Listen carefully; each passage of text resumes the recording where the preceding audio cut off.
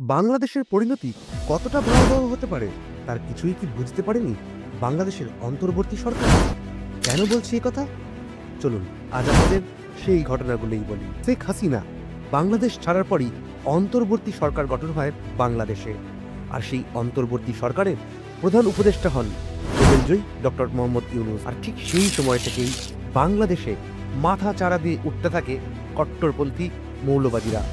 সম্প্রতি বাংলাদেশে গ্রেপ্তার হন ইসকনের সনাতনী নেতা চিন্ময় কৃষ্ণ দাস। ক্ষোভে ফুঁসতে থাকে বাংলাদেশের সনাতনীরা, শুরু হয় প্রতিবাদী আন্দোলন। অন্যদিকে বাংলাদেশের কট্টরপন্থী মৌলবাদীরা বাংলাদেশে ইসকনকে নিষিদ্ধ করা হোক এই দাবি নিয়ে শুরু করে হিন্দু নিধন পালা। এই অবস্থায় বাংলাদেশের অন্তর্বর্তী সরকারের প্রধান উপদেষ্টাকে কড়া বিবৃতি জানিয়ে উদ্বেগ প্রকাশ করেছে ভারত ও ব্রিটেন। ব্রিটিশ সংসদে উদ্বেগ প্রকাশ করে তারা জানিয়েছেন, হাসিনা সরকারের পতনের পর বাংলাদেশে 2000-এর বেশি সহিংসতার ঘটনা নথিভুক্ত করা হয়েছে। বর্তমানের অন্তর্বর্তী সরকার প্রতিশোধ নেওয়ার জন্য বিচার ব্যবস্থাকে অস্ত্রে পরিণত করেছে। আমরা এমন প্রমাণ পেয়েছি যা বর্তমান অন্তর্বর্তীকালীন সরকারের কার্যকারিতা নিয়ে প্রশ্নের জন্ম দিচ্ছে।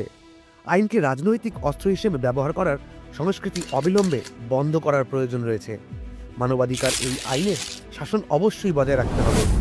এটা করতে ব্যর্থ হলে তা ডক্টর মোহাম্মদ ইউনূসের অন্তর্বর্তী সরকারের ভাবমূর্তির জন্য ভালো হবে না।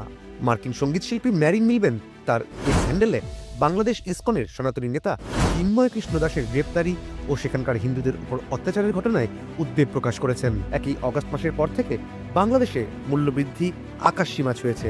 তার উপর প্রচুর টাকা বিদ্যুৎ বিল বকেয়া রয়েছে দেশটির মাথায়।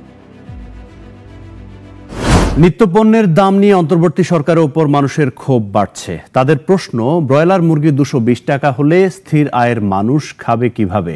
ডিম, সবজি সবকিছুরই দাম বাড়তি। বাজারে আসা মানুষের এই প্রতিক্রিয়া অন্তর্বর্তীকালীন সরকারকে নিয়ে। দ্রব্যমূল্য অসহনীয় পর্যায়ে থাকায় মানুষ হতাশ আর অসন্তুষ্ট ইউনূস সরকারের উপর।